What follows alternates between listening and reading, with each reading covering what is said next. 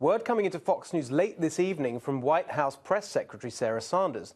The president is in fact supporting efforts by Senator John Cornyn and others to strengthen background checks on gun buyers. Sanders saying, quote, "The president spoke to Senator Cornyn on Friday about the bipartisan bill he and Senator Murphy introduced to improve federal compliance with criminal background check legislation. While discussions are ongoing and revisions are being considered, the president is supportive of efforts to improve the federal background check system." We'll talk about this and more tonight with a great panel. Kennedy, Ann Coulter, Amanda Head and Richard Fowler, all with us. Plus, we'll debate immigration and the president's infrastructure plan. And with chaos in the financial markets, Swamp Watch takes on Wall Street corruption and how the financial elite seem to get richer whatever happens to the real economy. But first, I remember from my days working in government that every time something bad happens, the cry goes up, we must do something. Strong action, new laws, more resources. It's always more resources. In particular, you hear all this from inside government. Dogs bark, cats meow, bureaucrats want more power and money. It happens every time there's a terror attack. The bureaucracy demands more powers. But you know what else we hear every time there's a terror attack? The attacker was known to the authorities. The Fort Hood attacker was known to the FBI. The Pulse nightclub attacker had been investigated by the FBI. The FBI had been given a specific tip about the Boston bombers from the Russians of all people. And yet so many died. Which brings us to the horror of last week. Inevitably, it revived our seemingly endless gun debate, and we'll get to that. But let's start with the words of the Broward County Public Defender, Howard Finkelstein. This kid exhibited every single known red flag, from killing animals to having a cache of weapons to disruptive behavior to saying he wanted to be a school shooter.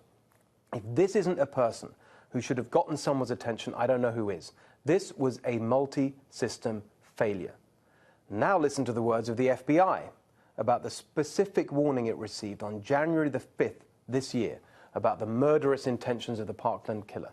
Quote, "The caller provided information about Cruz's gun ownership, desire to kill people, erratic behavior, and disturbing social media posts, as well as the potential of him conducting a school shooting." And then, the pathetic response from FBI Special Agent Robert Lasky that he and his colleagues truly regret any additional pain this has caused. Regret? Is that the best they can do? 17 people are dead because of the FBI's bungling. FBI, Federal Bureau of Incompetence. You know what? Can we just agree that before we demand new laws and powers and resources, we insist that our government does its job with the laws and powers and resources that it has? A few more thoughts on our national gun debate after Parkland. We hear tonight that the White House is looking at measures to improve background checks. Good. Surely everyone agrees that this messed up kid should never, ever have been allowed to buy that gun. But here's another point that's been lost. He should never have been allowed to get so messed up in the first place. I was on special report this week as the news of the shooting was coming in.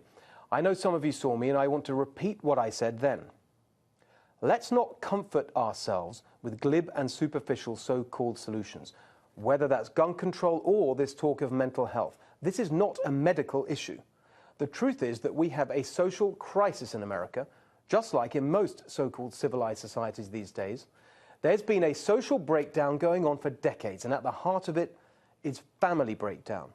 More and more children being raised in broken homes and a toxic culture of violence. Healing our broken society is, in my view, the #1 priority for America, and we will come back to that again and again on this show, I promise, because that is truly the next revolution we need. Please tell me what you think. Follow us on Twitter and have your say at Steve Hilton X and at NextRevFNC.